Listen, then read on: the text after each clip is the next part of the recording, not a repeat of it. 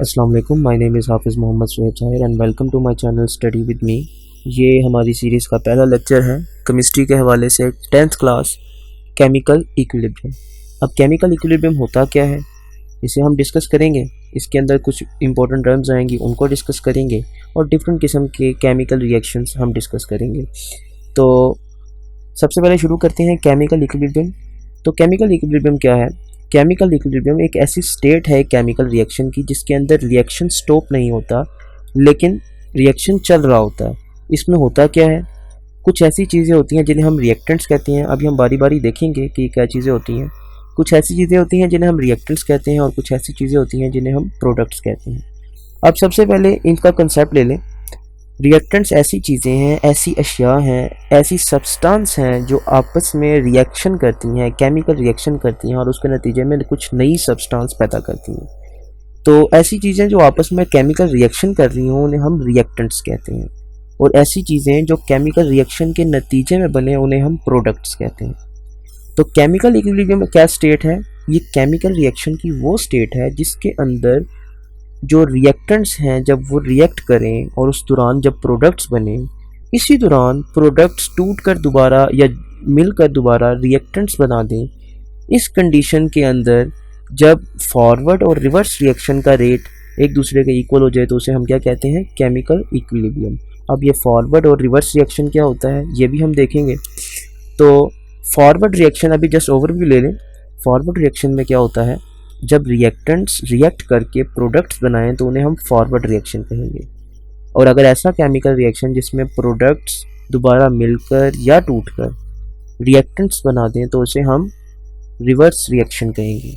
तो इस बिना पर हम डिफरेंट किस्म की टाइप्स भी रिएक्शन की एक्सप्लेन करते हैं, लेकिन अभी जो जस्ट ओवरव्यू की बातें चल रही हैं तो वही लेकर चलती हैं। तो इसके बाद हमारे पास है बेटा reversible reaction and dynamic equilibrium. तो सबसे पहले रिवर्सिबल रिएक्शंस क्या होते हैं और इसके मुकाबले में इरिवर्सिबल रिएक्शन क्या होते हैं, तो ये सबसे पहले देखते हैं। रिवर्सिबल रिएक्शन बच्चे ऐसे रिएक्शंस होते हैं जिसे हम कहते हैं जिसके अंदर रिएक्टेंट्स रिएक्ट करके प्रोडक्ट्स तो बना रहे होते हैं लेकिन प्रोडक्ट्स दोबारा टूटकर या आपस में मिलकर रिएक्टेंट्स बना रहे होते हैं। तो ऐसे रिएक्शन कंप्लीट नहीं होते, इन्हें हम रिवर्सिबल कहते हैं क्योंकि इसमें चीज़ें रिवर्स हो जाती हैं। तो सबसे पहले यहाँ पर है these are the reaction in which products reacts to again to form reactants. कि इसमें जो प्रोडक्ट्स हैं वो बेसिकली दोबारा रिएक्ट कर रहे हैं और क्या बना रहे हैं? रिएक्टेंट्स बना रहे हैं। इस तरह के रिएक्शंस को हम रिवर्सिबल रिएक्शंस कहते हैं। जबकि बेटा इरिवर्सिबल रिएक्शंस के अंदर क्या होता है कि सिंपल रिएक्टेंट्स रिएक्ट करते हैं और क्या बना देते हैं? प्रोडक्ट्स बना देते हैं। जब रिएक्टेंट्स रिएक्ट करके प्रोडक्ट्स बना दें तो ये आपका मैंने बताया अभी आपको कि ये कौन सा रिएक्शन होता है? फॉरवर्ड रिएक्शन होता है। रिवर्सिबल रिएक्शन में बेटा रिएक्शन कभी कंप्लीट नहीं होता, जबकि इरिवर्सिबल रिएक्शन को हम कंप्लीट कंसीडर करते हैं।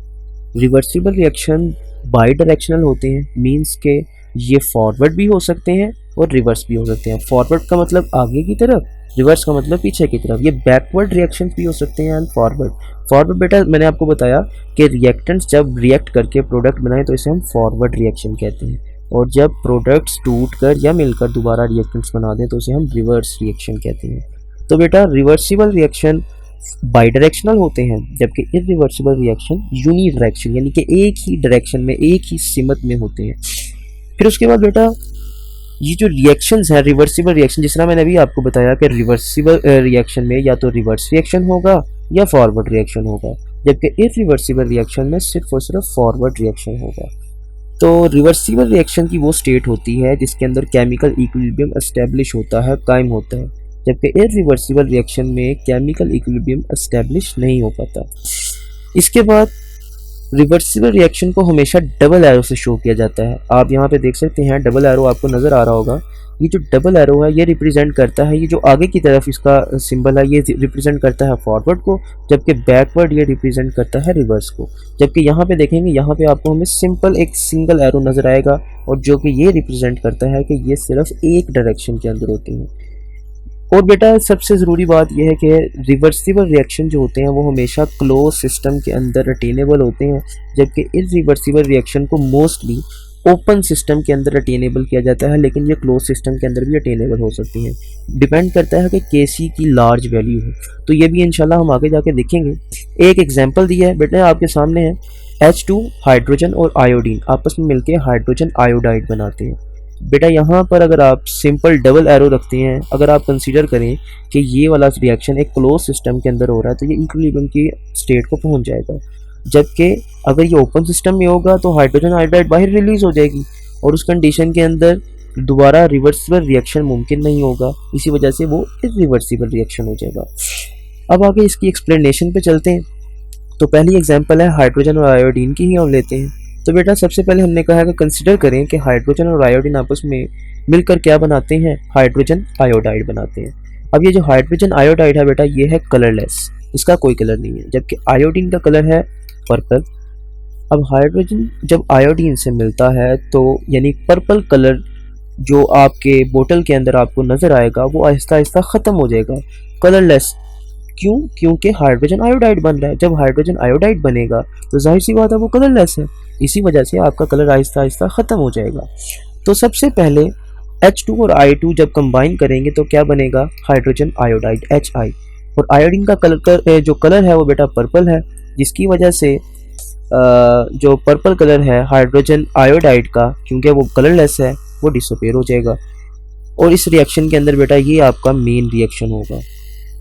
जब आप इसी को आप क्लोज सिस्टम के अंदर इसी चीज़ को हाइड्रोजन आयोडाइड को ही लें और उसे क्लोज सिस्टम के अंदर एक क्लोज कंटेनर के अंदर, एक क्लोज वेसल के अंदर या फ्लास्क के अंदर, किसी भी चीज़ के अंदर जस्ट आपने क्लोज कर दिया कि कोई हाइड्रोजन जो आयोडाइड मॉलिक्यूल है वो बाहर रिलीज नहीं हो रहे इन्वायरमेंट में, तो उस कंडीशन में क्या होगा, हीट करने पर हाइड्रोजन आयोडाइड ही हाइड्रोजन और आयोडीन में टूट जाएगा।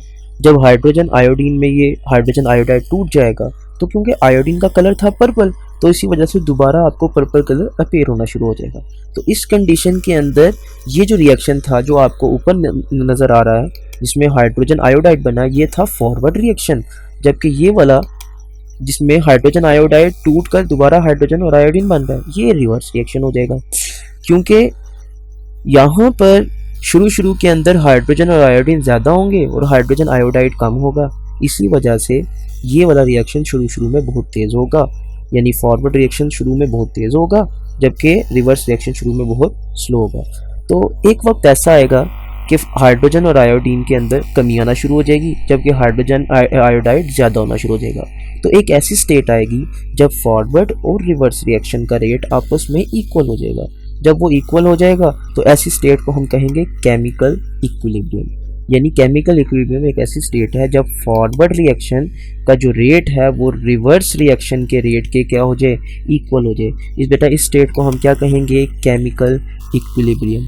और केमिकल इक्विलिब्रियम को हमेशा हम डबल एरो से रिप्रेजेंट करते हैं क्योंकि ये रिवर्सिबल रिएक्शन को इंडिकेट कर रहा होता है। इसी वजह से ये मेन रिएक्शन था और हमने जस्ट सिंगल एरो को रिप्लेस करके डबल एरो लगा दिया, यानी कि हाइड्रोजन और आयोडीन मिलकर हाइड्रोजन आयोडाइड भी बना सकता है और इसी तरीके से हाइड्रोजन आयोडाइड टूट कर दोबारा हाइड्रोजन और आयोडीन बना सकता है। इसके बाद बेटा एग्जाम्पल नंबर 2 है, बिल्कुल उसी तरीके से है, लेकिन यहाँ पे जस्ट हमने डिफरेंट चीज़ें ले ली हैं कि एक है CaO कैल्शियम ऑक्साइड जिसे हम चूना भी कहते हैं, और एक है बेटा क्या, carbon dioxide, most common gas है। जब ये आपस में मिलते हैं तो ये चूने का पत्थर यानी कैल्शियम कार्बोनेट बना देती हैं, CaCO3। तो देखिए सिंपल रिएक्शन है कि CaO ये CO2 से मिला और इसने कैल्शियम कार्बोनेट यानी चूने का पत्थर बना दिया। अब होता क्या है, अगर ये आपका क्लोज सिस्टम होगा, क्लोज सिस्टम में दोबारा हीट करने पर ये CaCO3 चूने के अंदर यानी कैल्शियम कार्बोनेट चूने का जो पत्थर है वो टूट कर चूना और कार्बन डाइऑक्साइड रिलीज करेगा। अगर ये कार्बन डाइऑक्साइड बाहर निकल जाती है तो रिएक्शन इरिवर्सिबल होगा, लेकिन अगर ये कार्बन डाइऑक्साइड अंदर रहती है तो दोबारा ये चूने के साथ रिएक्ट करके और दोबारा क्या बना देगी, कैल्शियम कार्बोनेट बना देगी। ये वाला रिएक्शन होगा। तो इस कंडीशन के अंदर जो सिंपल हमारा कैल्शियम कार्बोनेट की फॉर्मेशन है ये हमारा फॉरवर्ड रिएक्शन, और जो कैल्शियम कार्बोनेट की डीकम्पोजिशन टूट जाना है ये हमारा रिवर्स रिएक्शन होगा। एक ऐसी कंडीशन भी आएगी जिस तरह मैंने अभी आपको बताया कि फॉरवर्ड रिएक्शन शुरू में बहुत तेज़ होगा जबकि रिवर्स रिएक्शन शुरू में बहुत स्लो होगा। आहिस्ता आहिस्ता फॉरवर्ड रिएक्शन कम होता चला जाएगा क्योंकि Ca और CO2 कम होते चले जा रहे हैं, और रिवर्स रिएक्शन तेज़ होता चला जाएगा क्योंकि CaCO3 इंक्रीज करता जा रहा है। इसी वजह से एक स्टेट ऐसी आएगी कि जिसके अंदर फॉरवर्ड और रिवर्स दोनों एक दूसरे के इक्वल हो जाएंगे, दोनों के रेट एक दूसरे के इक्वल हो जाएंगे।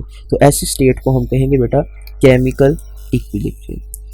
तो अभी हम ये फॉरवर्ड और रिवर्स रिएक्शन की बात कर रहे थे, तो अब ये वही बात आ गई है, फॉरवर्ड एंड रिवर्स रिएक्शन का रेट क्या होता है, फॉरवर्ड रिएक्शन क्या है, रिवर्स रिएक्शन क्या है, इसे हम अब देखते हैं।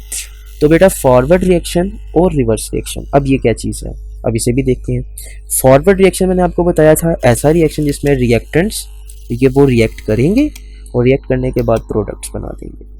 और रिवर्स रिएक्शन बेटा क्या है, ऐसा रिएक्शन जिसके अंदर प्रोडक्ट्स रिएक्ट करेंगे और रिएक्टेंट बना देंगे, या तो वो टूट रहे होंगे या डिफरेंट किस्म के प्रोडक्ट्स मिलकर रिएक्टेंट्स बना रहे होंगे। ये तब होता है जब आपके रिएक्टेंट्स ज़्यादा और प्रोडक्ट्स कम बन रहे हों। जस्ट के एग्जांपल में आप अगर लेंगे, अमोनिया की फॉर्मेशन के अंदर नाइट्रोजन और हाइड्रोजन मिलकर अमोनिया बनाते हैं, एक मालिक्यूल तैयार करते हैं। तो इस कंडीशन में अमोनिया टूटेगा और नाइट्रोजन और हाइड्रोजन बनाएगा। जबकि अगर हम वाटर के डिफरेंट किस्म के एग्जांपल के केस में देखें, सिंपल अगर एग्जांपल लें तो इसके अंदर आपके नाइट्रोजन के ऑक्साइड्स की कुछ एग्जांपल्स आ जाती हैं जिसके अंदर चीज़ें टूटती हैं और टूटकर दोबारा नहीं बनती हैं। इसमें केस में ये भी इंशाल्लाह हम आगे डिस्कस करेंगे जहाँ पे भी ज़रूरत होगी।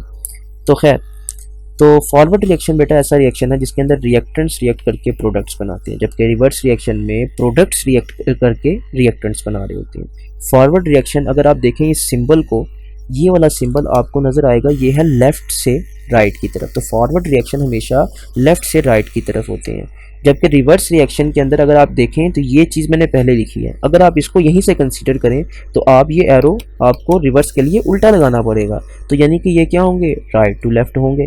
तो इसी वजह से फॉरवर्ड रिएक्शन क्या है, ये लेफ़्ट टू राइट है, जबकि reverse reaction right to left है। मैंने अभी आपको बताया था कि इनिशियल स्टेट में शुरू में जो फॉरवर्ड रिएक्शन है वो बहुत तेज़ होगा क्योंकि उनकी कंसंट्रेशन रिएक्टेंट्स की ज़्यादा थी। इसी वजह से प्रोडक्ट्स क्योंकि ना होने के बराबर थे, इसी वजह से रिवर्स रिएक्शन का रेट किस वजह प्रोडक्ट्स के कंसंट्रेशन की कमी की वजह से लो होगा। अब फॉरवर्ड रिएक्शन का रेट आहिस्ता आहिस्ता कम होगा। क्यों कम होगा, क्योंकि आहिस्ता आहिस्ता रिएक्टेंट्स यूज़ हो रहे हैं और प्रोडक्ट्स की कंसंट्रेशन इंक्रीज़ हो रही है, इसी वजह से रिवर्स रिएक्शन का रेट आहिस्ता आहिस्ता इंक्रीज़ होगा। फॉरवर्ड रिएक्शन अगर रिएक्शन एक्सोथर्मिक ऐसा रिएक्शन होता है जिसके अंदर हीट इवोल्व होती है, बाहर निकलती है, रिएक्शंस के नतीजे में हीट बाहर निकल रही होती है। जबकि एंडोथर्मिक के अंदर ऐसा रिएक्शन होता है, ये गलती से लिखा हुआ है एक्सोथर्मिक, नहीं सॉरी ये तो ठीक है। तो एक्सोथर्मिक ऐसे रिएक्शंस हैं जिनके अंदर हीट इवोल्व होती है। तो फॉरवर्ड रिएक्शन एक्सोथर्मिक के लिए एक्सोथर्मिक होगा, और क्योंकि फॉरवर्ड हीट इवोल्व हो रही है तो वो हीट हमारी असल में सिस्टम की थी जो एनर्जी ज़ाया हो गई, तो वापस अगर वो एनर्जी आएगी तभी रिवर्सिबल रिएक्शन मुमकिन है। इसी वजह से ये एक एक्सोथर्मिक रिएक्शन के लिए एंडोथर्मिक होता है। ठीक हो गया। इसी का बिल्कुल बेटा सेम आगे लिखा हुआ है, ये एंडोथर्मिक रिएक्शन होता है एंडोथर्मिक रिएक्शन के लिए, यानी कि जिस रिएक्शन के अंदर हीट एब्जॉर्ब होगी उसमें फॉरवर्ड रिएक्शन का भी क्या होगा, हीट एब्जॉर्ब हो रही होगी। लेकिन रिवर्स रिएक्शन क्या हो जाएगा बेटा, इसका उल्टा हो जाएगा, यानी कि अगर फॉरवर्ड रिएक्शन के लिए हीट एब्जॉर्ब हो रही है तो रिवर्स रिएक्शन के लिए हीट रिलीज़ होगी, या फिर अगर फॉरवर्ड रिएक्शन के लिए हीट रिलीज़ हो रही है तो रिवर्स रिएक्शन के लिए हीट एब्जॉर्ब होगी। तो इसकी एग्जांपल है बेटा, ये देखें, हाइड्रोजन और आयोडीन मिले और हाइड्रोजन आयोडाइड बना दी, और रिवर्स रिएक्शन में इसी को उल्टा करके लिख दिया गया। देखें, हाइड्रोजन आयोडाइड टूटा और टूटकर हाइड्रोजन और आयोडीन बना दिया। ग्राफिकली बेटा इसको ऐसे रिप्रेजेंट करती हैं। आगे फिर वही एग्जांपल है जो शुरू में लिखी हुई है। ग्राफिकली ये एग्जांपल यहाँ से आप समझ सकते हैं, शुरू में आपको दिखाया गया, देखें ये कंसंट्रेशन है इस जगह पर और इस जगह पर क्या है, टाइम है। जब ये वाले हिस्से को कंसंट्रेशन की अगर हम बात करें तो बेटा आपको यहाँ पे नज़र आएगा कि जो फॉरवर्ड रिएक्शन का रेट है शुरू में ज़्यादा था और आहिस्ता आहिस्ता ये कम हो रहा था, जबकि रिवर्स रिएक्शन का रेट शुरू में बिल्कुल ज़ीरो था और आहिस्ता आहिस्ता इंक्रीज़ हो रहा था। और एक ऐसी स्टेट आ गई जहाँ पर फॉरवर्ड और रिवर्स रिएक्शन का रेट एक दूसरे के इक्वल हो गया, जिसे हमने क्या कहा, जिसे हमने डायनामिक इक्विलिब्रियम का है। ये भी हम आगे जाके डिफरेंट किस्म के एग्जांपल देखेंगे, उसके अंदर सारा इसको डिस्कस करेंगे। तो इसके बाद हमारे पास आ जाती है बेटा टाइप्स ऑफ केमिकल इक्विलिब्रियम। तो यहाँ पे सबसे पहले डेफिनेशन देख लें केमिकल इक्विलिब्रियम की, जो हमने पहले भी पढ़ी है, तो दोबारा से आ गई। केमिकल रिएक्शन कि वो हालत जिस पर फॉरवर्ड रिएक्शन का रेट रिवर्स रिएक्शन के रेट के बराबर हो जाए जबकि रिएक्शन मिक्सचर के अज्जा की मिकदार कांस्टेंट रहे, उसे बेटा हम क्या कहते हैं, केमिकल इक्विलिब्रियम। यानी कि ए स्टेट, एक ऐसी हालत केमिकल रिएक्शन की जिसके अंदर फॉरवर्ड और रिवर्स दोनों के रिएक्शन आपस में एक दूसरे के क्या हो जाएं, इक्वल हो जाएं, जबकि कंपोजिशन किस चीज़ की, रिएक्शन के मिक्सचर की, जिसके अंदर प्रोडक्ट्स और रिएक्टेंट्स दोनों मौजूद हैं, वो कांस्टेंट रहे, यानी कि वो तब्दील ना हो। ऐसी स्टेट को हम क्या कहते हैं, केमिकल इक्विलिब्रियम। अब बेटा केमिकल इक्विलिब्रियम की आगे दो मेन टाइप्स हैं, यानी एक स्टैटिक इक्विलिब्रियम, ऐसा इक्विलिब्रियम जो कि आपको लगेगा कि रिएक्शन रुका हुआ है, और एक है डायनामिक इक्विलिब्रियम, और ये वाले रिएक्शन के अंदर, इस वाले इक्विलिब्रियम के अंदर ये रिएक्शन रुकता नहीं है। तो बेटा स्टैटिक इक्विलिब्रियम क्या होता है, ये कंडीशन है किसकी, केमिकल रिएक्शन के, जिसके अंदर प्रोडक्ट्स के होने के बावजूद भी रिएक्शन रुक जाता है, यानी कि दोबारा रिएक्टेंट्स रिएक्ट करके जो प्रोडक्ट्स बना रहे थे तो प्रोडक्ट्स दोबारा रिएक्ट करके रिएक्टेंट्स नहीं बना रहे, तो रिएक्शन मज़ीद आगे नहीं बढ़ता। और इस कंडीशन के अगर हम बात करें तो बेटा ये वजह ये होती है कि प्रोडक्ट्स और रिएक्टेंट्स दोनों के दोनों स्टेबल हो जाते हैं, और इस कंडीशन को हम कहते हैं स्टैटिक इक्विलिब्रियम। बाज़ औक़ात ये कंसीडर कर लिया जाता है कि स्टैटिक इक्विलिब्रियम के अंदर आपका रिएक्शन कंप्लीट हो चुका हुआ है, लेकिन कुछ केमिस्ट ये कंसीडर करते हैं कि इसमें रिएक्शन कंप्लीट नहीं होता, बस आपके जो प्रोडक्ट्स और रिएक्टेंट्स हैं वो स्टेबल हो चुके हुए हैं, और अगर इन्हें मज़ीद हीट जाए तो वो दोबारा रिएक्शन को स्टार्ट करवा सकते हैं। तो ये डिफरेंट किस्म के हैं, तो जस्ट थ्योरीज़ की बात कर रहे हैं हम। तो खैर इसके ऊपर बेटा अगर हम बात करें तो it is mostly occur on physical phenomena. ये फिज़िकल फिनोमिना यानी तभी मज़ाहिर पर रूनुमा होता है। मिसाल के तौर पर बेटा अगर हम बात करते हैं, एक बुक आपने जो टेबल के ऊपर रखी है तो वो स्टैटिक इक्विलिब्रियम की एग्जांपल है। मोस्ट कॉमन अगर हम बात करें तो बेटा केमिकल रिएक्शन के अंदर देखा जाए तो स्टैटिक इक्विलिब्रियम कंसीडर नहीं किया जाता। ये डिपेंड करता है आपकी फिजिक्स से रिलेटेड क्वेश्चंस के ऊपर। जैसे कि आपने पढ़ा था कि अगर आपका resultant of all the forces and resultant of all torque is 0 तो the body is said to be in equilibrium, तो ये उसकी बात हो रही है। खैर डायनेमिक इक्विलिब्रियम बेटा क्या है, जिस तरह हमने ऊपर डेफिनेशन पढ़ी थी कि फॉरवर्ड और रिवर्स रिएक्शन का रेट इक्वल हो जाता है। ये बार बार आपने बस याद रखना कि फॉरवर्ड और रिवर्स रिएक्शन का रेट जो है एक दूसरे के इक्वल होगा, लेकिन होगा क्या, एक दूसरे की ओपोजिट डायरेक्शन में। मैंने आपको बताया था वो लेफ़्ट से राइट होते हैं और ये वाले राइट से लेफ़्ट। इसी वजह से दोनों जब एक दूसरे के इक्वल हो जाएंगे तो डायनेमिक इक्विलिब्रियम कायम हो जाएगा। तो डायनेमिक इक्विलिब्रियम की कुछ प्रॉपर्टीज़ हैं। सबसे पहले macroscopic properties of dynamic equilibrium के अंदर पहली प्रॉपर्टी बेटा क्या है, it is attainable only in close system. ये सिर्फ और सिर्फ क्लोज सिस्टम में, बंद सिस्टम में, जहाँ से कोई चीज़ लीव ना करे, ये सिर्फ वहाँ पे ही क्या हो सकता है, वहाँ पे ही अटेनेबल है, ये वहीं पे ही आपको हासिल हो सकता है। जबकि इसके अंदर दूसरी प्रॉपर्टी बेटा क्या है कि रिएक्शन रुकता नहीं है। इसके अंदर होता क्या है, अभी हमने पढ़ा पीछे, फॉरवर्ड और रिवर्स रिएक्शन दोनों एक दूसरे के क्या हो जाते हैं, इक्वल हो जाते हैं। इसके अलावा हमने बात की थी ऊपर कि प्रोडक्ट्स और रिएक्टेंट्स दोनों की कंसंट्रेशन में कोई चेंज नहीं आती, लेकिन ये कंसीडर मत कीजिएगा कि प्रोडक्ट्स और रिएक्टेंट्स की कंसंट्रेशन बराबर होती है। ऐसा कभी भी नहीं होता, क्योंकि ये डिपेंड करता है केसी की वैल्यूज़ पे। अगर केसी की वैल्यू बेटा बहुत ज़्यादा होगी तो ये बताता है कि प्रोडक्ट्स ज़्यादा हैं जबकि रिएक्टेंट्स कम है, और अगर केसी की वैल्यू बहुत कम होगी तो ये बताती है कि आपके रिएक्टेंट्स जो हैं वो ज़्यादा हैं, प्रोडक्ट्स कम है। तो प्रोडक्ट्स की कंसंट्रेशन चेंज नहीं होती। हम ये नहीं कह सकते कि प्रोडक्ट्स और रिएक्टेंट्स बराबर मिकदार में होते हैं। तो इक्विलिब्रियम में ये नहीं होता, ठीक है। तो इक्विलिब्रियम के अंदर होता क्या है, इक्विलिब्रियम के अंदर कंसंट्रेशन चेंज नहीं होती, जबकि उनकी जो कंसंट्रेशन है वो अलग अलग हो सकती है। तो ये कभी कंसीडर ना कीजिएगा कि इक्विलिब्रियम के अंदर 50% प्रोडक्ट्स और 50% रिएक्टेंट्स होते हैं, ऐसा बेटा कभी नहीं होता। The concentration of amount of product and reactant does not change. इसके अलावा बेटा जब प्रोडक्ट्स और रिएक्टेंट्स की कंसंट्रेशन चेंज नहीं हो रही तो इसी वजह से फिजिकल प्रॉपर्टीज़ भी आपको वहाँ पर चेंज होती नज़र नहीं आएंगी। क्योंकि प्रोडक्ट्स और रिएक्टेंट्स की कंसंट्रेशन में चेंज नहीं आ रहा, जैसे कि कलर हो गया, डेंसिटी वगैरह हो गई और डिफरेंट किस्म की चीज़ें हो गई जो फिजिकल प्रॉपर्टीज़ कंसिडर की जाती हैं, उनके अंदर चेंज नहीं आएगा। इक्विलिब्रियम को कभी भी आप क्या कर सकते हैं, डिस्टर्ब कर सकते हैं। यानी कि आपको एक इक्वेशन में दिया गया है कि आपको ये जो इक्विलिब्रियम है वो अटेनेबल है 25 डिग्री सेंटीग्रेड पर और 2 atm प्रेशर पर। तो कंसीडर करें तो 2 atm प्रेशर पर और 25 डिग्री सेंटीग्रेड पर आपको इक्विलिब्रियम हासिल हो जाएगा। लेकिन अगर आप टेम्परेचर कम या ज़्यादा करेंगे, प्रेशर कम या ज़्यादा करेंगे, तो बेटा क्या होगा, इक्विलिब्रियम डिस्टर्ब हो जाएगा। लेकिन आप दोबारा अगर उस इक्विलिब्रियम को अटेन करना चाहते हैं तो दोबारा आप उसी कंडीशन पे आ जाएं, यानी 25 डिग्री सेंटीग्रेड पर और 2 atm प्रेशर पर इक्विलिब्रियम दोबारा रीगेन हो जाएगा, दोबारा अटेन हो जाएगा।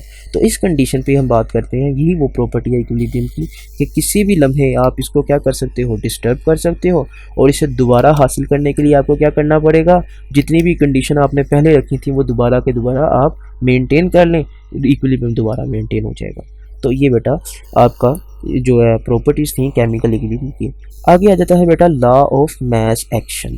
लॉ ऑफ मास एक्शन बेटा ये क्या है, ये एक्सप्लेन करता है कि किसी केमिकल रिएक्शन के अंदर जो कंसंट्रेशन इन्वॉल्व होती हैं, जो कि रिएक्शन के अंदर टेक पार्ट कर रही होती हैं, वो कैसे रिएक्शन के रेट को अफेक्ट करती हैं।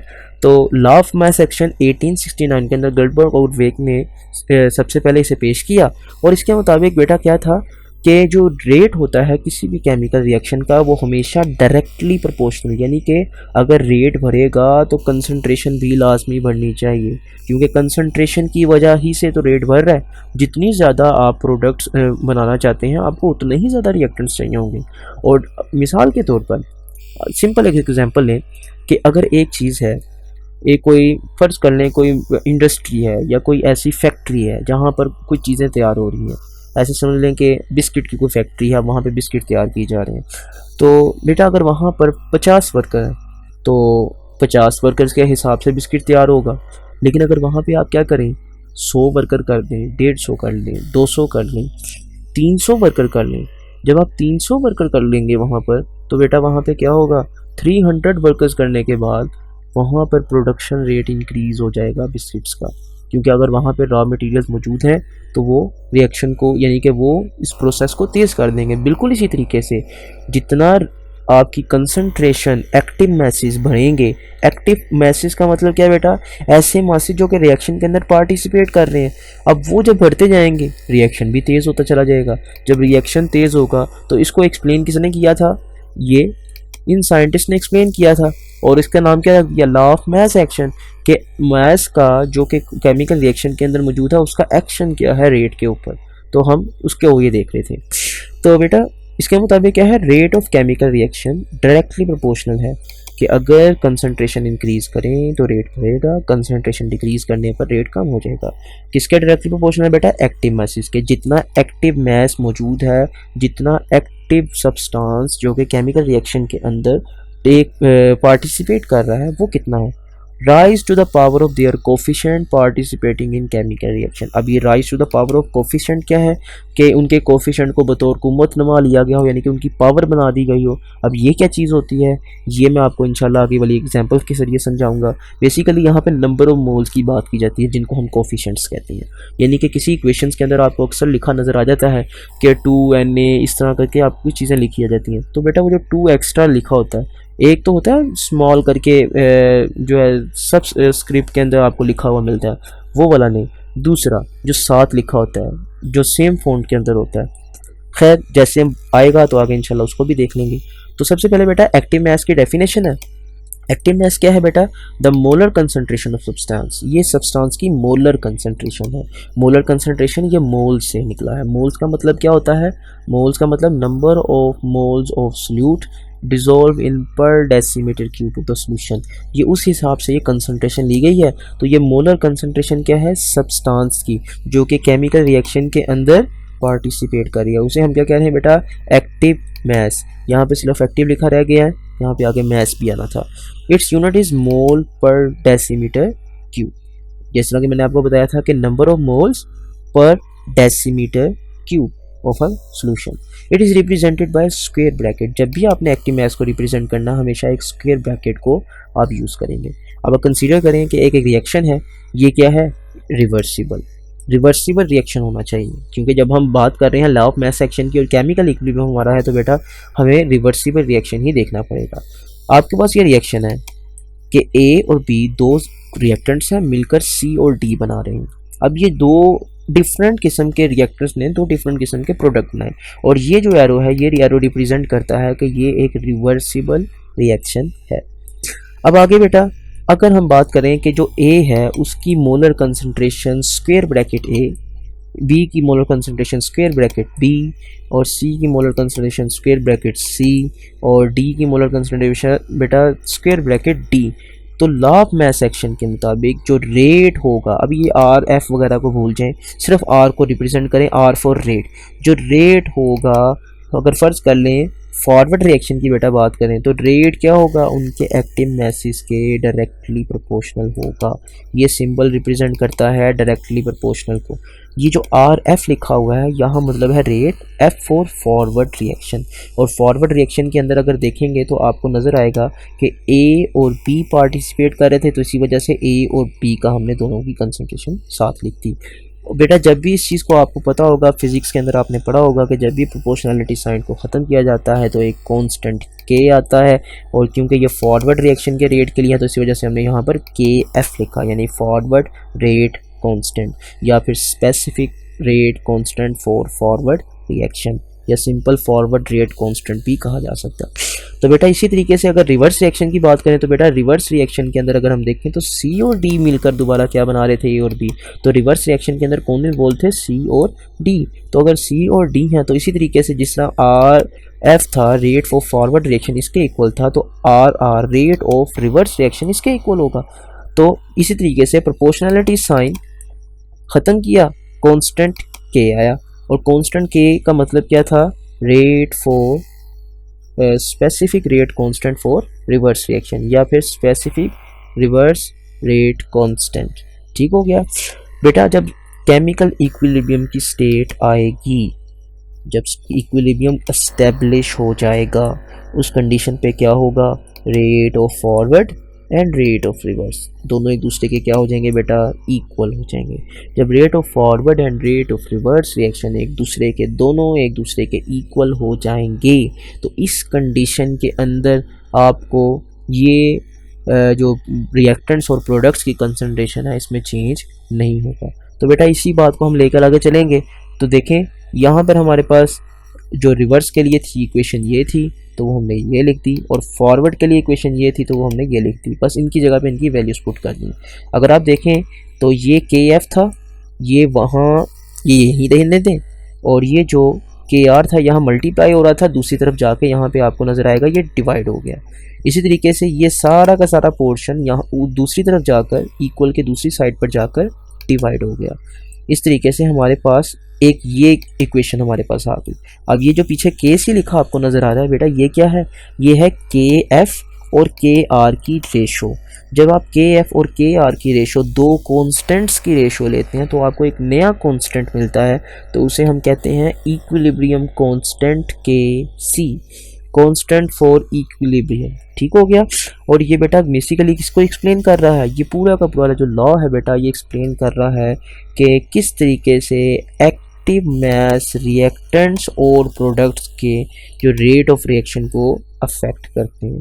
खैर तो बेटा अगर हम जनरल डेरिवेशन देखें, ये तो था हमने सिंपल एक एग्जाम्पल देखी, अब हम कोफिशिएंट्स के साथ देखने लगे हैं। अब मैंने आपको बताया था कि कोफिशिएंट्स यूज़ होते हैं। तो बेटा अगर फ़र्ज़ कर लो ए के ए मोल, यानी कि कैपिटल ए जो कोई एक सब्सटेंस है जिसका नाम है ए, उसके स्मॉल ए ये रिप्रेजेंट कर रहा है बेटा मोल्स को। ये है कोफिशिएंट जिसे हम बात कर रहे थे। ये बी के कितने मोल्स होंगे, ये स्मॉल बी से रिप्रेजेंट करेंगे। सी के कितने मोल्स होंगे, वो सी स्मॉल सी से। डी के कितने मोल्स होंगे, स्मॉल डी से। तो बेटा ये जो साथ आपको लिखा नज़र आएगा ये है कोफिशिएंट्स। अब ये जो कोफिशिएंट है बिल्कुल इसी तरीके से मैंने आपको बताया था, यहाँ पे हमने ऊपर डेफिनेशन पढ़ी कि इसका जिसके अंदर हमने ये देखा था कि raise to the power of कि उनकी पावर बना देनी है कोफिशिएंट्स को। जो भी आपका मोलर कंसंट्रेशन होगी उसकी पावर क्या बन जाएगा, उसका कोफिशिएंट, जो भी उसका कोफिशिएंट होगा। तो बेटा देखें ए का अगर मोलर कंसंट्रेशन स्क्वायर ब्रैकेट ए थी तो उसका कोफिशिएंट था ए। तो आप देखेंगे यहाँ पर इस कंडीशन के अंदर कि यहाँ पर क्या था, जो स्मॉल ए था जो कि कोफिशिएंट था वो ए की कंसंट्रेशन ए की पावर बन गया। इसी तरीके से जो बी था वो कंसंट्रेशन बी की पावर बन गया। तो ये बाकी सारा का सारा रिएक्शन बेटा वही है जो हमने ऊपर पढ़ा तकरीबन। तो इसी तरीके से बेटा रेट ऑफ रिवर्स रिएक्शन के लिए फ़र्क क्या था, जो हमारे पास कोफिशिएंट थे हमने उसको उसकी पावर बना दिया। बाकी ए टू जी हर वो चीज़ वही है। केमिकल इक्विलिब्रियम के अंदर rate of forward and reverse एक दूसरे के इक्वल था। बिल्कुल इसी तरीके से बेटा ये वाला हमने वैसे लिखा जिस तरह हमने ऊपर लिखा था, और दोबारा हमारे पास ये वाली इक्वेशन आ गई। लेकिन अब फ़र्क क्या है, पहले वाले के अंदर हमने कोफिशिएंट्स यूज़ नहीं किए थे और ये वाले के अंदर बेटा हमने कोफिशिएंट देख लिए। तो बेटा यहाँ पर क्या है, हमारे पास दोबारा से वही के सी। अब ये के सी को हमने क्या कहा था, इक्विलिब्रियम कांस्टेंट के सी। तो आ गई बेटा equilibrium constant and it's units. तो बेटा सबसे पहले डेफिनेशन, बेटा सबसे पहले हमने सिंपल डेफिनेशन देखी कि ये specific rate constant for forward reaction और specific rate constant for reverse reaction, इन दोनों की क्या है, रेशो है। ये है हमारा इक्विलिब्रियम कांस्टेंट। और अगर हम इस बिना पर ये वाली जगह की इस वाले पोर्शन के ऊपर अगर हम इसे डिफाइन करेंगे तो बेटा ये कैसे बनेगा, ये सिंपल तरीके से अगर हम इसे कहते हैं कि ये है कंसंट्रेशन ऑफ प्रोडक्ट्स, उनका प्रोडक्ट, किसका प्रोडक्ट, सी की concentration raise to the power of their coefficient and D की concentration raise to the power of their coefficient. उनको जो कोफिशिएंट थे उनके हमने कुव्वतनुमा यानी कि उनकी पावर बना दी है। तो इन दोनों को क्या है बेटा, प्रोडक्ट। प्रोडक्ट का मतलब होता है कि मल्टीप्लाई हुए। इसी तरीके से ये रेशो है किसके दरमियान, ये प्रोडक्ट्स और रिएक्टेंट्स के दरमियान, जबकि उनके कोफिशिएंट्स को हमने क्या किया है, उनकी पावर बना दिया है। तो बेटा देखो सिंपल डेफिनेशन यहीं पे लिखी हुई है, product of concentration of products. Product का मतलब क्या है, मल्टीप्लाई कर रहे हैं हम, प्रोडक्ट्स की कंसंट्रेशन को मल्टीप्लाई कर रहे हैं raise to power of their coefficients, कि हमने उनकी जो कोफिशिएंट्स है उनको उनकी पावर बना दिया। किसके साथ रेशो है, product of concentration of reactants, के जितने भी रिएक्टेंट्स रिएक्ट कर रहे हैं उनकी हमने प्रोडक्ट मल्टीप्लाई कर दिया एक दूसरे को, जबकि कोफिशिएंट को हमने उनकी क्या बना दिया, पावर बना दिया। अब ये जो है ये हमारे पास क्या चीज़ आएगी, इक्विलिब्रियम कांस्टेंट के सी। ठीक, अब आगे आते हैं बेटा इंपॉर्टेंट पॉइंट्स। इंपॉर्टेंट पॉइंट्स के अंदर बेटा याद रखें, number of moles of product N P से रिप्रेजेंट करते हैं, number of mole of reactants N R से रिप्रेजेंट करते हैं। अब के सी के यूनिट अक्सर पूछ लिए जाते हैं बोर्ड्स के अंदर, बोर्ड के लाहौर बोर्ड के अंदर ख़ास तौर पर, फैसलाबाद बोर्ड में, गुजरांवाले बोर्ड में और पिंडी बोर्ड में और डिफरेंट किस्म के दूसरे बोर्ड के अंदर अक्सर आपसे के सी के यूनिट्स पूछ लिए जाते हैं। तो बच्चे अक्सर कंफ्यूज हो जाते हैं कि के सी के यूनिट्स MCQs में आए, हमारे पास इतना टाइम नहीं है तो हम कैसे इसका जो है वो याद करें। तो बेटा सिंपल मेथड है, कोई मुश्किल नहीं है। जो आपने बस इक्वेशन देखनी है, उस इक्वेशन के अंदर आपने नंबर ऑफ मोल्स गिन लेने हैं। अब वो कैसे गिनते हैं ये भी मैं भी आपको बताता हूँ। तो बेटा सबसे पहले हमारे पास ये फार्मूला आपने याद रखना है कि केसी का जब भी यूनिट हो तो आपने मोल पर डेसीमीटर क्यूब की पावर x याद रखना है, और बाकी आप कैलकुलेशन करोगे इस वाले एरिया के ज़रिए कि नंबर ऑफ मोल्स क्या हैं, नंबर ऑफ जो रिएक्टेंट्स हैं वो कैसे हैं, बेटा इसके ज़रिए आप करोगे। अब होता क्या है, आपने सिंपल याद रखना है प्रोडक्ट्स के नंबर ऑफ मोल्स में से रिएक्टेंट्स के नंबर ऑफ मोल्स करने हैं। मैं बार बार नंबर ऑफ मोल्स बात कर रहा हूँ, अब ये होते क्या हैं हमें भी याद रखेंगे। मैंने आपको बताया था जो कोफिशिएंट्स हैं वही नंबर ऑफ मोल्स हैं। तो अब हमारे पास बेटा ये इक्वेशन है, हमने इस इक्वेशन के लिए के सी के यूनिट्स लिखने हैं। तो देखिए ये हमारे पास था अमोनिया, इसके नंबर ऑफ मोल्स हैं बेटा 2, यानी कि इसका कोफिशिएंट है 2। ये है हमारे पास हाइड्रोजन, इसके नंबर ऑफ मोल्स हैं 3, और ये है हमारे पास नाइट्रोजन, और इसके पास साथ कुछ नहीं लिखा, इसका मतलब इसके नंबर ऑफ मोल्स हैं 1। तो बेटा प्रोडक्ट्स के और रिएक्टेंट्स के नंबर ऑफ मोल्स कितने हैं, अब इस बात को समझ लें। खैर इसमें थोड़ी सी कैलकुलेशन में मेरे ख्याल में ख़राबी है, मेरे ख्याल में मुझे अभी ठीक कर लेनी चाहिए। एक मिनट। तो बेटे यहाँ पर देखें, आपको नज़र आएगा कि ये जो आपके ये इस तरफ हैं ये हैं रिएक्टेंट्स और ये हैं इस तरफ वाले प्रोडक्ट्स। तो प्रोडक्ट्स के हमारे पास नंबर ऑफ मोल्स हैं बेटा 2, तो यहाँ पे आ गया NP इज इक्वल टू 2। और रिएक्टेंट्स के बेटा देखें नंबर ऑफ मोल्स, नाइट्रोजन का 1 मोल और हाइड्रोजन के 3 मोल, तो 1 + 3 4। तो बेटा आपने हमेशा प्रोडक्ट्स के जो नंबर ऑफ मोल्स हैं उनको माइनस कर देना है रिएक्टेंट्स के नंबर ऑफ मोल से। ये भी गलती है, अभी ये भी ठीक नहीं हुई। तो इसमें हमने सिंपल लिखना है 2 - 4, ये उल्टा लिखा गया है, 4 - 2 से ठीक कर लीजिएगा। 2 - 4, तो 2 - 4 इज इक्वल टू -2, तो यहाँ पर भी आएगा -2। ये गलती है छोटी सी, ये अच्छा हुआ कि नज़र आ गई, इंशाल्लाह इसको ठीक कर दिया जाएगा। खैर, और इसको अगर हम देखें तो बेटा ये मोल्स की पावर बन जाएगा -2 और यहाँ पर आ जाएगा, बल्कि मैं इसे ठीक कर देता हूँ अभी। तो बेटा ये गलती ठीक हो गई है। तो यहाँ पर 2 - 4 -2, तो यहाँ पर बेटा आ गया पावर में -2, मोल की पावर आ गई -2 और dm ये जो था माइनस माइनस प्लस हो गया, 2 3 6। तो यहाँ पर ये इसके इस इक्वेशन के लिए ये यूनिट आ गई। बिल्कुल इसी तरीके से बेटा ये आगे है। इसी तरीके से यहाँ पर देखें आपको प्रोडक्ट के नंबर ऑफ मोल 1 नज़र आएंगे, रिएक्टेंट्स के नंबर ऑफ मोल्स बेटा देखेंगे यहाँ पर 1 मोल इसका और 1 मोल इसका, तो ये हो गया 1 + 1 इज इक्वल टू 2। तो बेटा प्रोडक्ट में से रिएक्टेंट्स के नंबर ऑफ मोल्स माइनस करेंगे, 1 - 2 इज इक्वल टू -1 और बेटा -1 पावर आ गई। ये देखें इस इक्वेशन के ऊपर इस वाले फार्मूले में देखेंगे तो आपको ये वाला फार्मूला ही हमने यूज़ किया है। तो माइनस मोल आ गया, मोल की पावर -1 आ गई और dm क्यूब आ गया। इसी तरीके से बेटा जब याद रखें कोई लंबी चौड़ी कैलकुलेशन करने की ज़रूरत नहीं है अगर प्रोडक्ट्स के और रिएक्टेंट्स के नंबर ऑफ मोल्स एक दूसरे के इक्वल हैं, यानी कि एक साइड पर एरो के एक तरफ जितने मोल्स लिखे हुए हैं, जितने कोफिशिएंट्स की वैल्यू लिखी हुई है, वो दूसरी तरफ के ऐड करने पर या वैसे ही अगर वहाँ पे लिखी हुई है अगर वो एक दूसरे के इक्वल है, यानी number of moles of products और रिएक्टेंट्स अगर वो इक्वल हैं, तो बेटा KC के कोई यूनिट्स नहीं होंगे। आपको कोई लंबी चौड़ी कैलकुलेशन करने की ज़रूरत नहीं है। पेपर के अंदर अक्सर MCQs इसी हवाले से पूछे जाते हैं और बच्चे कंफ्यूज हो जाते हैं और ये MCQs अक्सर गलत कराते हैं। इसके अलावा बेटा अदर मेथड ये है कि आप KC का एक्सप्रेशन लिखें। बेटा याद रखें हमने पीछे लिखा था कि हमेशा जो ऊपर लिखा जाता है वो है प्रोडक्ट्स और उनकी raise to the power of their coefficients, तो हम उनके पावर जो कोफिशिएंट होता है उनको उनकी पावर बनाते हैं। और जबकि हमेशा जो है डिनोमिनेटर के अंदर क्या लिखा जाता है, रिएक्टेंट्स लिखे जाते हैं और उनके कोफिशिएंट्स को उनकी पावर बना दिया जाता है। बिल्कुल इसी तरीके से देखें ये था NH3, तो हमने यहाँ NH3 लिख दिया, यहाँ पे था कोफिशिएंट उसका 2, तो हमने यहाँ 2 लिख दिया।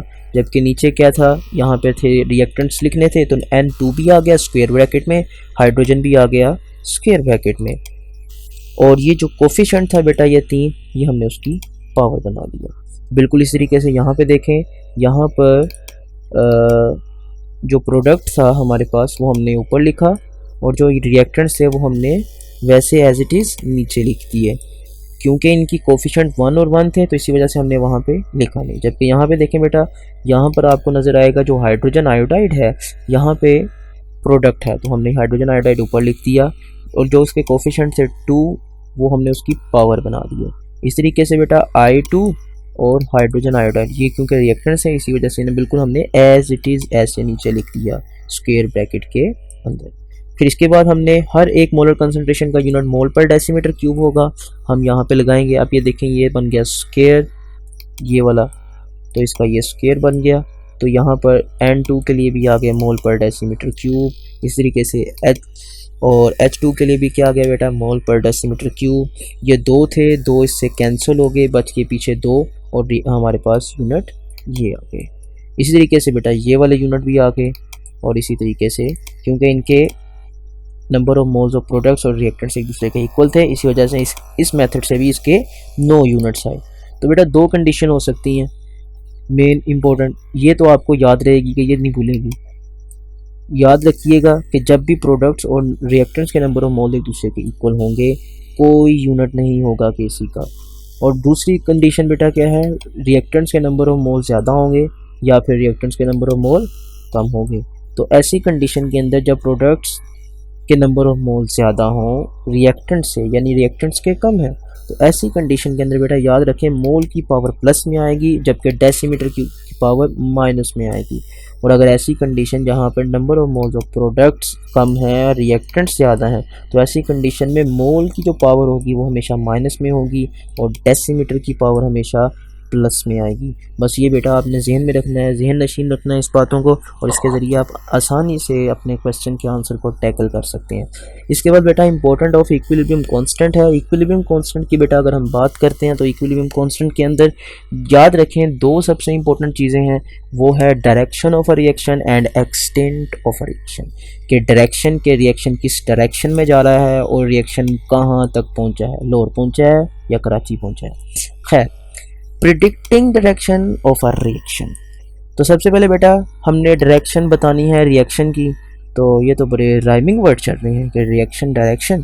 खैर, तो बेटा रिएक्शन कोशेंट, अब ये क्या चीज़ बला है, ये एक नई बला हमारे सर पर गई। केमिस्ट्री पहले समझ नहीं आती थी, अब हमारे पास रिएक्शन कोशेंट पहुंच गया।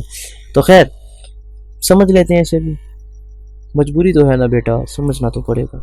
रिएक्शन कोशेंट, अब किसी भी लम्हे किसी भी वक्त कि आपने एक रिवर्सिबल रिएक्शन दिया और इक्विलिब्रियम से हटकर कभी भी किसी भी वक्त आपने केसी का एक्सप्रेशन यूज़ किया, जो आपके पास ये वाला एक्सप्रेशन था केसी का, इस वाले के अंदर आपने रिएक्टेंट्स प्रोडक्ट्स के लिहाज से क्या डाली, वैल्यूज़ पुट की जो भी उस टाइम पर आपको मिली।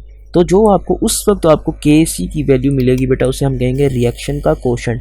ये उस वक्त है जब इक्विलिब्रियम अभी एस्टेब्लिश नहीं हुआ बेटा। जब इक्विलिब्रियम एस्टेब्लिश हो जाएगा तो वो वैल्यू केसी होगी, क्यूसी नहीं होगी।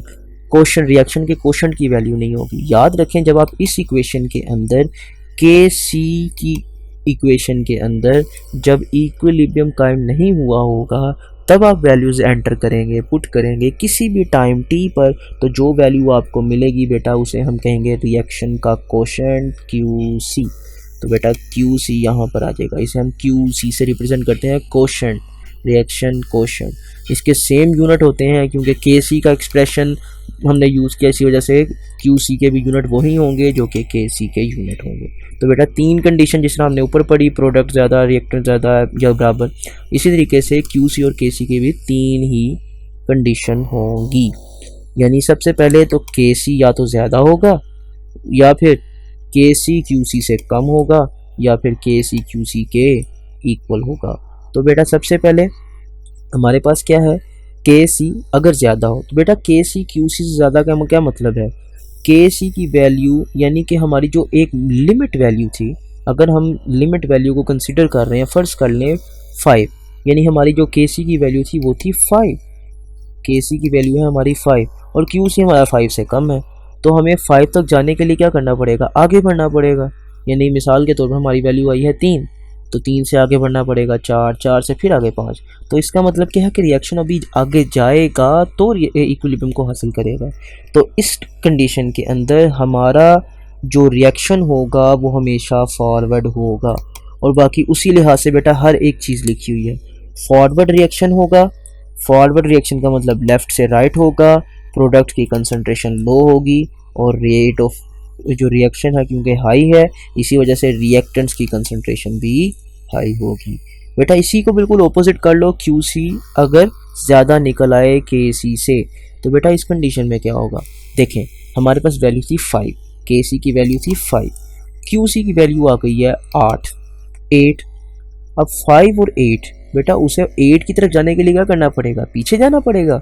तो यानी कि पहले 8 से कम होकर 7 से कम होकर 6 से कम होकर 5, यानी उसे पीछे की तरफ आना पड़ेगा, रिवर्स गियर लगाना पड़ेगा। इसी वजह से ये क्या होगा, एक रिवर्स डायरेक्शन में इक्विलिब्रियम को हासिल करने के लिए मूव करेगा। रिवर्स की प्रॉपर्टी सारी याद रख लें बेटा कि ये राइट से लेफ़्ट होगा। जब राइट से लेफ़्ट है तो जाहिर सी बात है प्रोडक्ट्स की कंसंट्रेशन क्या होंगी, हाई होंगी, क्योंकि rate of reverse reaction increase हो चुका हुआ है। और इसी तरीके से रिएक्टेंट्स की कंसंट्रेशन लो होंगी। और अगर केसी क्यूसी के इक्वल हो तो इस कंडीशन में बेटा क्या होगा, इस कंडीशन के अंदर के सी और क्यू सी का इक्वल होना ये इंडिकेट करता है कि रिएक्शन इक्विलिब्रियम को पहुंच गया है। जब रिएक्शन इक्विलिब्रियम को पहुंच गया तो बेटा रेट ऑफ फॉरवर्ड और रेट ऑफ रिवर्स रिएक्शन एक दूसरे के क्या हो चुके हैं, इक्वल हो चुके हैं। कंसंट्रेशन रिएक्टेंट्स की और प्रोडक्ट्स की ये चेंज नहीं होंगी, ये कांस्टेंट हो जाएंगी, ये तब्दील नहीं होगी।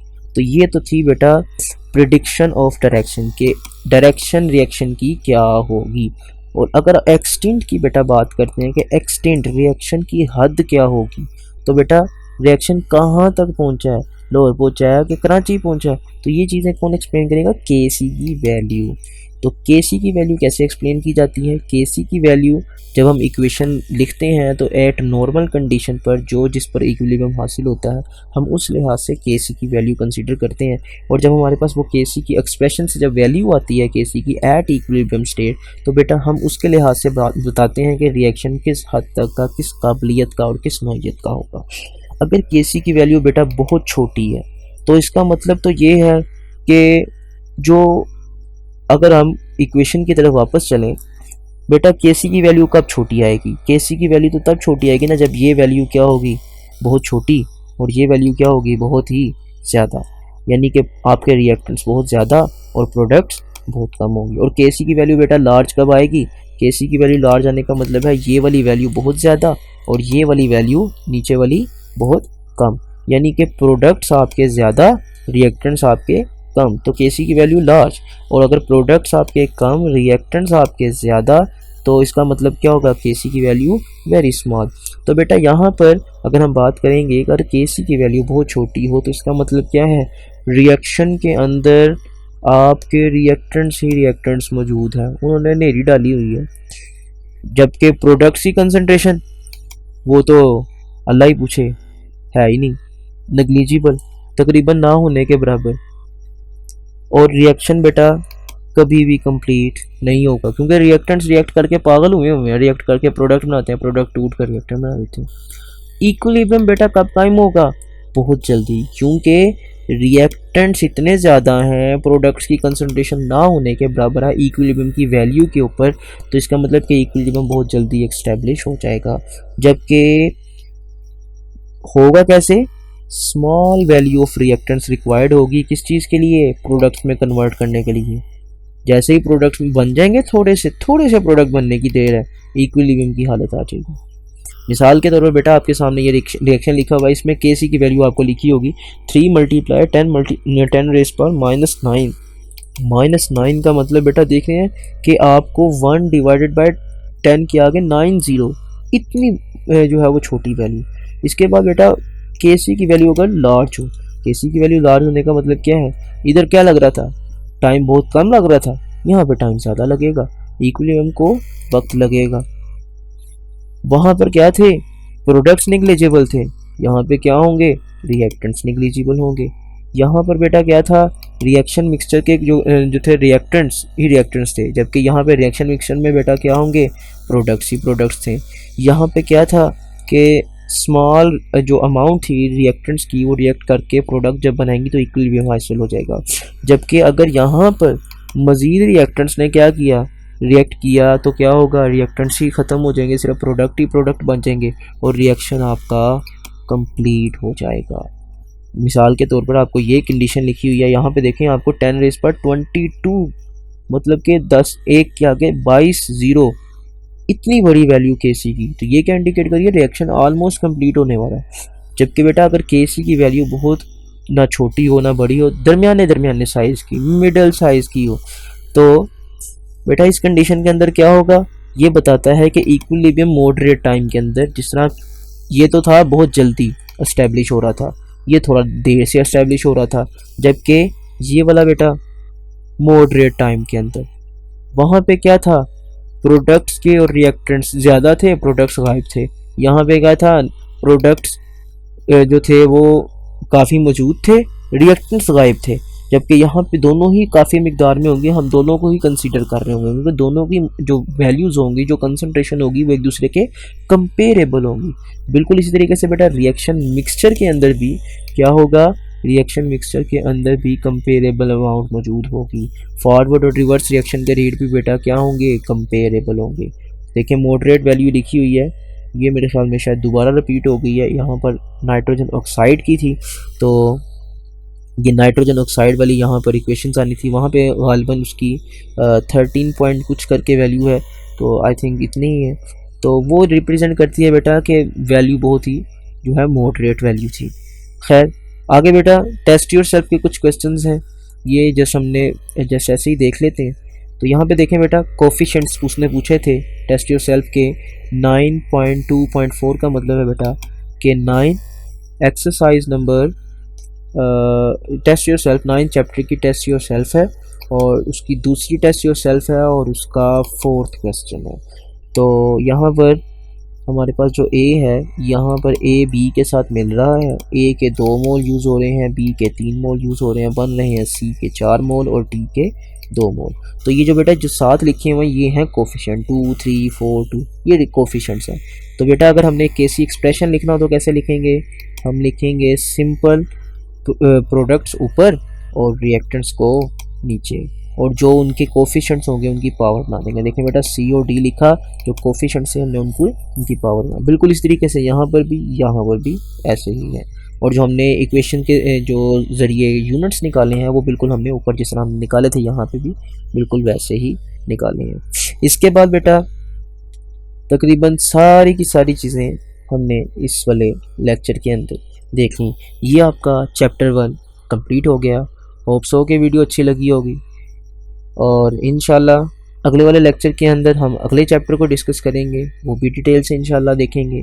जैसे जैसे आपके ये जो है साइट्स पर नोट्स अपलोड होते चले जाएंगे वैसे वैसे यहाँ पर वीडियोस भी बनती चली जाएंगी इंशाल्लाह। उम्मीद तो यही है, बाकी जो अल्लाह को मंजूर। तो तब के लिए अगली वीडियो के लिए अल्लाह हाफिज़। खैर व आफियत से रहें, खुश रहें, आबाद रहें और थोड़ा थोड़ा पढ़ते रहें, क्योंकि पढ़ने में ही ज़िंदगी है।